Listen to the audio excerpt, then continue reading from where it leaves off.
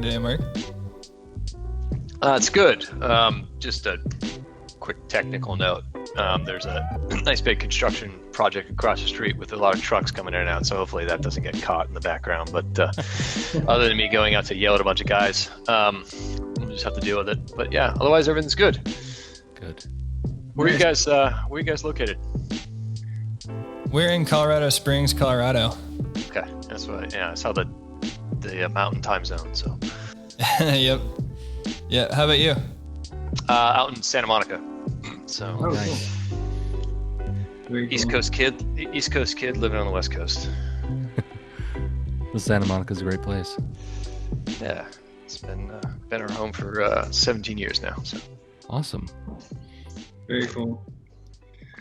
Awesome. Well, you want me just to get started, Steven? Are we good? Yeah, we can just get rolling. Cool. So I guess for our audience who isn't familiar with the history of Movember, we know it wasn't started here in the United States. Can you give our audience a little bit of the history of how it got started and where it started?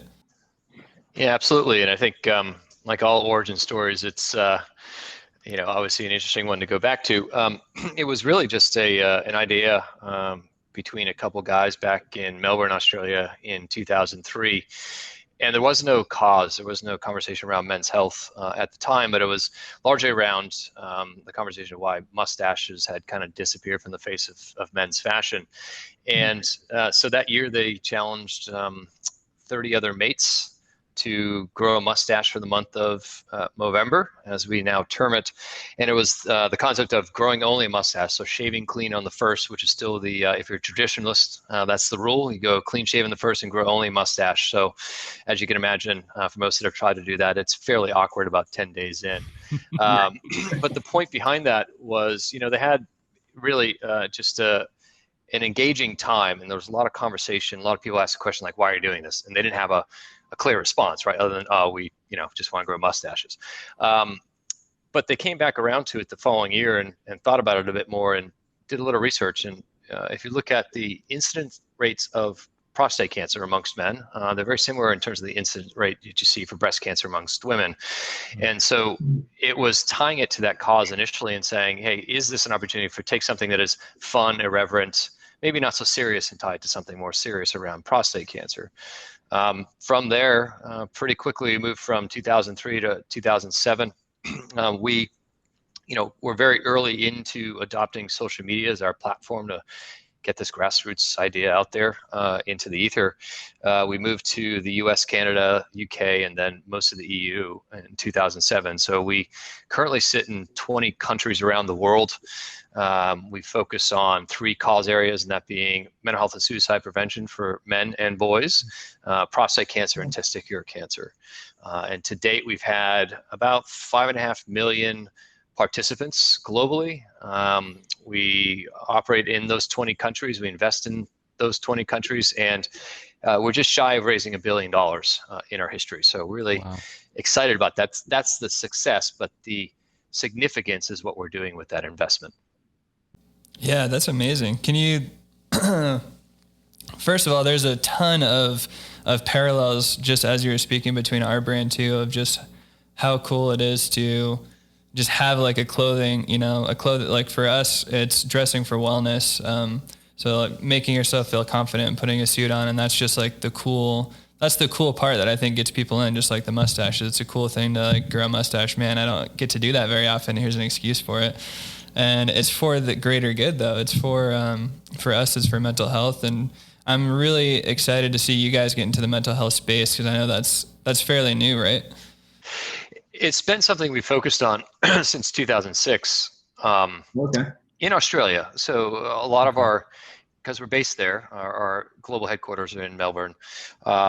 We have been doing work in mental health since 2006. We only started doing work in the US in 2014. And that was largely because, we were establishing ourselves the first several years. And then we wanted to make sure that when we moved into the mental health space in other markets like the US, that quite frankly, we could start having enough investment available to start making an impact, as opposed to these very small points of investment and impact. So we looked at the landscape in the U.S., which is an incredibly unique market from Movember's context around how health is delivered, the inequity in healthcare, and particularly around mental health and the inequity in mental health, and how it's very much focused on the treatment end of the paradigm around mental health. So servicing people when they're in an acute state, so if they're obviously ideating or considering suicide, but also treating people who are dealing with anxiety and depression. Our focus in 2014 really looked at two things. One is how does American society impact the mental health of men and boys, particularly with respect to trauma and coping? One area of focus for us has always been on communities of color in that space. So we have a fairly significant investment called Making Connections, which operates across 13 communities in the US and 5 that we're moving forward with from here. And the other side was just really understanding prevention. And anything we're doing within Making Connections or anything we're doing within mental health and suicide prevention is really focused on that prevention. How do we engage earlier on in helping men if they experience trauma, or boys as they experience trauma, build better coping and resilience so that when they are faced with adversity, they do experience trauma, they have different and better avenues to avail themselves of to come out the other side in a better state. Yeah, that's incredible. Is the like preventative side of those programs, could you elaborate on those a little bit? Sure. A lot of, and this is the conversation we're all having, right?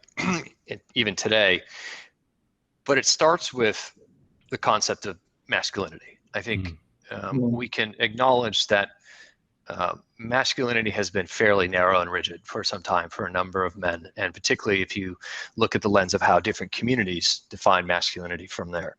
And so what we've seen in that is that that's actually put men in a bad position, or boys in a bad position. I have a 7-year-old son, and I'm currently doing a lot of test and learn around this particular issue. And I think just acknowledging that, and to be really clear, we're not talking about toxic masculinity. I think that's absolutely the wrong frame and language you should use when you try to engage in this conversation, because the moment you hear that first word, it turns people off. Yeah. It's about how do we look at healthy masculinity and what that looks like, and expanding what masculinity should look like. That's the first point. The second point is a stigma, particularly around mental health and men talking about their health in general, but mental health in particular. A lot of our work in prevention is around just opening up the conversation, engaging in the conversation from the outset, and giving men the tools, both the opportunity to talk to people, so there are active listeners on the other side of I'm not doing well today, and also those men and those communities, the vocabulary. I think men really struggle with explaining how they feel inside. And so that's a big piece of it, so if you look at masculinity and you look at that that prevention lens, that social connection, right? How do we re-engage in that, and how do we give men the places to do that, have that conversation, and the vocabulary to have that conversation? No, exactly. That's so inspirational to me, because even just some of the verbiage that you use is exactly what we say. We say, like, how can we look at this from a healthy perspective? How can we, one, and most importantly, inspire conversations? Because that's how we started the brand, and that's how I started the brand for my own story, is when I was going through just the worst time in my life, I was realizing that, one, all I had was dressing well, and all I had was my suit in the morning. That was the only thing that I had to look forward to all day, was being able to put the suit on and being confident in how I looked. And what it was doing, though, was it was giving me the confidence to start having these conversations I needed to have to fix my failing marriage, and work on communication between my businesses and things like that, to get these things back on track. But it all started with the suit for me. So it's just amazing. I'm so happy that our brands have kind of aligned, and we're doing some cool stuff together.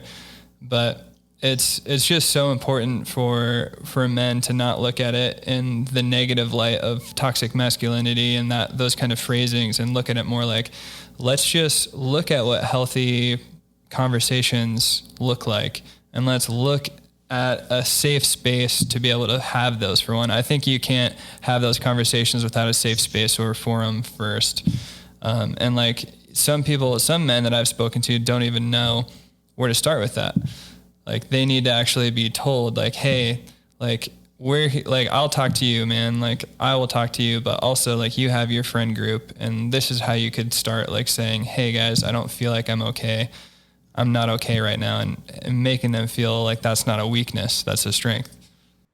Yeah, and I think that's really important is this doesn't have to be so structured, but there has to be a little bit of guide and guidance on how do you have this conversation. So in our work in prevention, so we do work in the community-based perspective, as I mentioned, around making connections and really looking at communities of colors and veterans communities and saying, how do we engage on the ground with the people who actually know these communities, they themselves, as well as those that support those communities, to better inform how we do that work with them. And in a lot of ways, Movember steps back. We don't engage up front with those individuals in that community. We actually look to the community and the resources around them, whether that's a local church group, whether that's a local community college, and say, how can we help support this community of men, whether it be veterans or Black men in certain communities, and let them tell us how it works and apply the principles that we're trying to put through that is competent for that cultural lens that they have to have. And I think the other side of it is when you look at this other piece of work around that social connection, right? We're living in probably the most difficult time for a lot of men. A lot of the places that men congregate, bars, barbershops, sports arenas, like those are all largely gone or shut down. I don't personally like the term social distancing because it's not about social distancing, it's about the physical distance. You can still have that social connection between men. It's just a lot harder now. And so when we look at the frame of how do we engage in that conversation? How do we give men and those around them the tools to have the conversation? We employ a very simple approach, and we had done this work in 2006 in Australia, all the way up through current day with an organization called Are You OK? So in working with them and funding them initially, it was all around the ALEC model that they've devised and developed.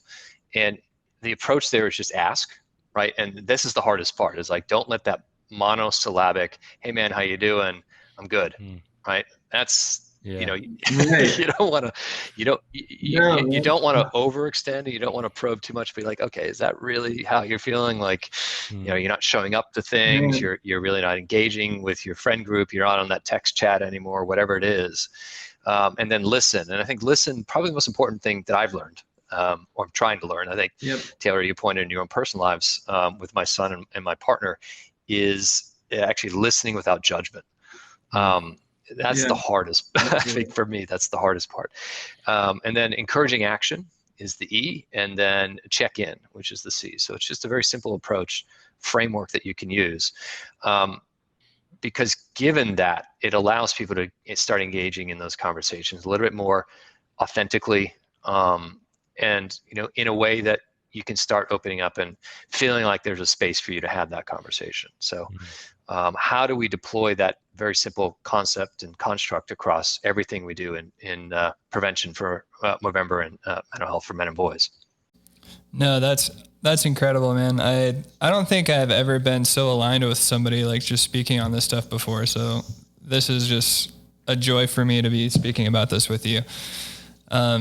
But yeah, we do the exact same thing with our shop. Like I've implemented, not that exact thing, but a very similar thing of how can we get somebody to say, instead of saying, hey, what are you looking for today? When someone walks in my door, we say, hey, like, how are you? And then get them to actually answer like how they really are, to one, just establish that relationship and give them an experience when they walk in, instead of just like, let's keep this transactional. You know what I mean? We're not just looking for your money. We're looking after your mental health. And just even in our company culture, we do a team meeting every Monday, and I make sure we all do a mental health check-in, and we don't let anybody slide. So if they don't want to talk about it, they don't have to, of course, but we make sure that it's that people feel like it's a safe space to be able to express how they're feeling, and then we all see what we can do to be there for them. And it's 95% of the time it's just listening. Yeah, I think that's really important. is to have that active listening moment, not trying to solve the problem either. You always hear the joke about, guys always wanting to not use the map and just figure it out, right? And always offer suggestions to everyone else in the room. But I think it's stepping back from that. And the whole point about encourage action, right, is not trying to solve that individual's problem. They might ask for, what do you think? And I think it's about changing it from this concept of solving the problem for them to encourage them, like, how have you thought about this? Have you approached it in this way? Whether it's a conversation about you're having problems at home with your partner or your kids or whatever it is. And so what we've tried to do with that initial concept around ALEC and conversation is we moved to developing products now, one called Family Man, which is an online product that we're launching on the eve of the coming campaign, which is really around, like, when you have those difficult moments with your kids, how do you, instead of maybe using language or an action or reaction that ends up going in the wrong direction, how do you use different language and approaches to navigating, helping, in some ways, better engage your children in thinking about how they see the world and how they talk about their own personal issues. And then even in Movember Conversations, another product that we have, if you search on Movember Conversations, it's available. It's just an online tool to start that. It's just a start. It's not deep in the weeds, but it's really like, how do you even employ the ALEC model, and what are some scenarios you can use? And I think those simple tools are they're out there and available for anyone to use, and really just to look at it and see, is this something I can employ in my own conversations? Those types of tools are so important, because I feel like in my own experience, there is almost that subconscious pressure to help your friend, or to help someone you care about. And sometimes in the wanting to help or fix a situation for someone, you end up tripping over your words, maybe saying the wrong thing, and not actually doing anything that is actually helpful. And so, I think that's an incredible resource for anyone to be able to navigate those waters. I think that's incredible. I love that. Yeah, I think it's important. The other thing I'd say is, one of the very pointy conversations that we're all having now is the more difficult end of the spectrum, which is those that are thinking about self-harm. And the one thing that we've found in our own research and research in the field around ideation around suicide or self-harm, and those that have, quite frankly, survived.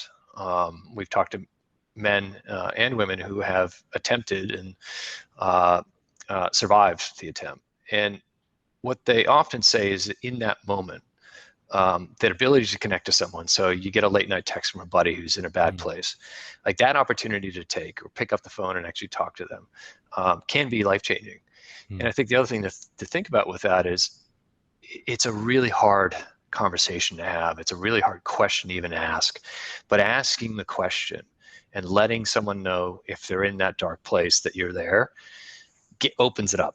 And so then you can get into a deeper conversation. And I think that really, people are very scared of engaging in that. And I think what you often hear is, if you actually can do it in the right way, and there's, in Movember Conversations, some of the other things that we have out there, how do you have that conversation with someone who might be considering that? Because getting into that and showing them and providing them an outlet and someone that listen to them, I think, is incredibly important and can be preventative. No, absolutely. And just really quick, I'd love to put these tools in these show notes and everything too. So I'll make sure to find the right links for those and put them up for anybody listening. But something that you said that's just so important is just going off of the listening thing is not listening to someone and say, well, here's what I would do. It's always kind of shifting the narrative to make it about them again. Well, how are you feeling in this? And even if they say what would you do? I would say, what's your first inclination that you would do? And kind of just, point the conversation that way too. But no, that's amazing. So really, really cool. So going back to your position with Movember, so you kind of, do everything all day, but is your big kind of, all your work kind of go into Movember, the month? Is that like where you do most of your work, or how does it work? It is. I mean, obviously very focused right now on the coming campaign. But I think quite simply, that's the campaign, and that's how we raise funds. A vast majority of our funds come from the campaign over the 30 days of Movember. However, I think when you look at prostate cancer, and you look at what's happening with a man who's progressing through the prostate cancer journey, or mental health, is that we realize that's a 365, right? That's happening every single day. So while we're focused on the campaign and we're known for the campaign, everyone considers Movember that time of year, it's everything else that's happening in those other 11 months, and making sure we create that balance, right? Doing the work to engage our community, ask them for donations, to then do the work for the rest of the year. And on behalf of men.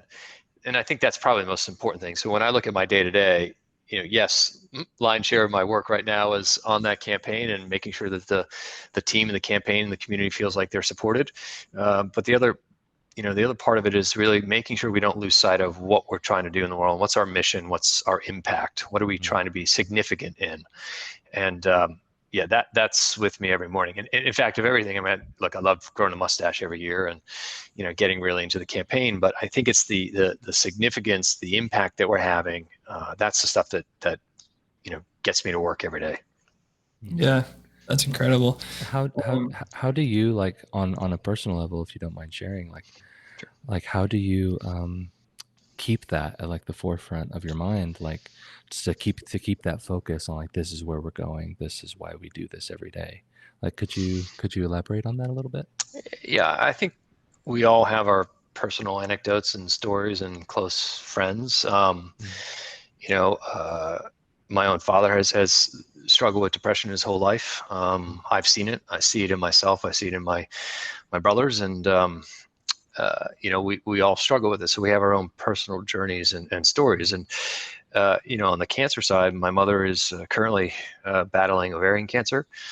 She's a breast cancer survivor. I've had uncles who have had prostate cancer and other types of cancer. But in that space, and probably what was a big turning point for me, I was within Movember at this point in time, but I lost a very close childhood friend to pancreatic cancer at 35. And to me, that was shocking. It was the first person close to me in our group of friends that had ever passed. And what we didn't realize at the time was some of us knew where things were going and leading, right? You just had to look at the data to understand that pancreatic cancer is not something that's survivable often. There's a survival rate, but it's very slim. But we never got to the point of having a conversation and really, digging into how he was doing, right? He was very effusive and funny and, hey, everything's fine. But you knew on the inside, he probably was really struggling. And I think in talking to that group of friends, we never really engaged him in that because we didn't know how, right? It was just so shocking to think that he's got this disease, he may not be here, that we couldn't get to how do we take the time that he's here with us to celebrate that and support him. And I think that was probably the most impactful piece is if you pull all of it together, cancer and mental health, that individual experience was pretty foundational in terms of why I still do this work. Yeah. So it's all very, very personal. It's very close to home. Yeah, it's with cancer and with mental health, I mean, 1 in 4 Americans have a mental health issue. So it touches almost every single family. And if you go to those you work with, it's obviously there, right? So how do you engage in this and have an honest conversation, I think is important. No, absolutely. And especially with COVID now, I was reading some statistics just yesterday that depression has increased 6 times just across the board. Yeah, it's for those in the public health community like ourselves, or those that are supporting initiatives around mental health or suicide prevention, we all know what's coming, and it's not good news. The news is already not great for men. If you look at globally, about 500,000 men take their own lives each year. That's 60 men an hour. That's one man a minute.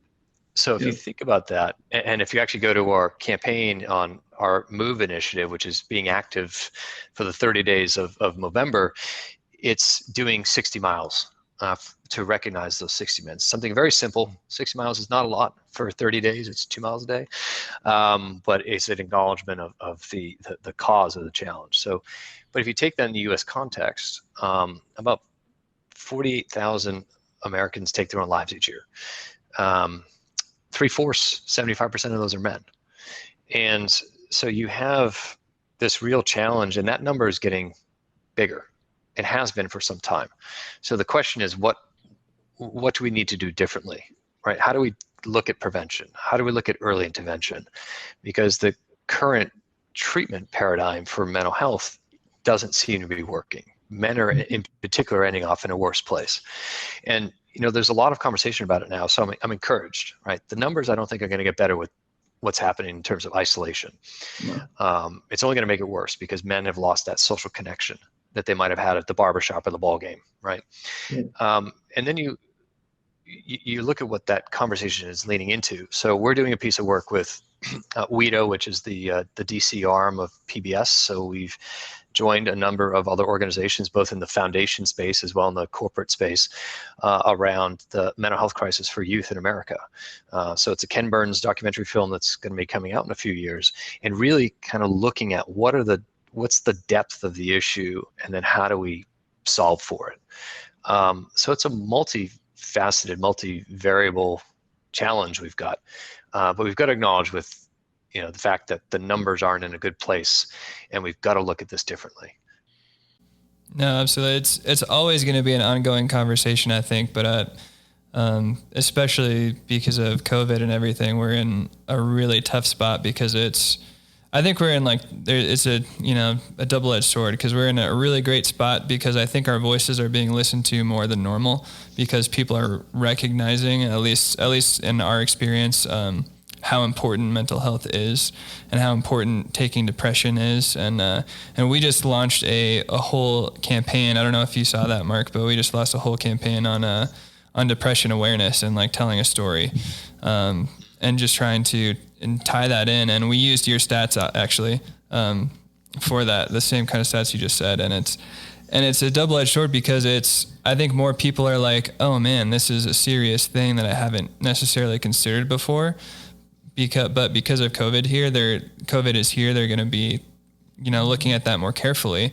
But on the other side of that, we're just front loaded with 6 times more people, 6 times more men specifically are just depressed. And it's been, the social aspect has been taken away from them. And it's in a pretty bad place. Yeah. And I think, what you guys are doing, is the concept of being a corporate citizen, right? Which is really looking at yourselves as, how do I help in your particular case, because you speak to a lot of men and a lot of your customers are men, is how do I help them? Because every company is made of people, right? Mm-hmm. At the end of the day, Movember is made of people, just like your company's made of people, and understanding how you do that within the 4 walls of your organization, then how you present that out to the customer base. And I think there's this movement from corporate social responsibility, right, which is the term of the day, to being a corporate citizen, and really understanding how do your employees reflect your customers. And if you can balance, your employees being in a better state and a better place when they come to work, wanting to do what you need them to do and feeling like they're safe to do that work, that's going to reflect also out to your customers, right? And so it's mutually beneficial for you as a business, for your bottom line, but it's also beneficial for your employees and your customers to be engaging in this conversation in a more authentic way. And I think that's what we're seeing, is a lot of organizations, a lot of corporates starting to move in that direction, because they realize, social responsibility is good. And it doesn't have to be around mental health. It can be around the environment. But how do you actually show up, right? What's the way you look authentic in that space? That's really important. And I think that has to start with your team internally. Yeah, that's a great distinction. Well, Mark, thank you so much I don't want to take too much of your time, and thank you so much for speaking with us. This has been amazing. Do you kind of just want to tell our listeners just a few resources that they can do and how to get started and participate in Movember? Sure. And the easiest thing to do right now, as we're on the eve of campaign, and it's October 8th, is go to Movember.com. It's very simple to sign up. It's often very simple to grow a mustache if you can, but as we always say, every mustache is like a snowflake. It's beautiful and unique in its own way. And if you don't want to grow a mo, or you can't grow a mo, as we call it in Movember speak, is you can host an event. Obviously a little bit more challenging these days, but virtually getting together with your friends, doing a trivia night, all the way through to moving for those 30 days, getting outside, taking an opportunity to get physically active, so you can, get yourself to a good place, and also use as an opportunity to engage in Movember and raise a little bit of funds for men's health. So Movember.com is an easy place to start. And then once you get in there, you can look at all the programs we have. I mentioned Family Man, Movember Conversations, the work we're doing in Making Connection. That's all right there to understand what we're trying to do and how we're approaching this incredibly important piece of work. Amazing. Well, thank you so much, Mark. I really appreciate it. It's been an absolute pleasure. Great. Thank you, guys. Appreciate it. Hey everybody, thanks for joining us on this video. If you enjoyed it, give it a thumbs up, leave us a comment down in the comment section, and don't forget to subscribe to the channel. We'll see you next time.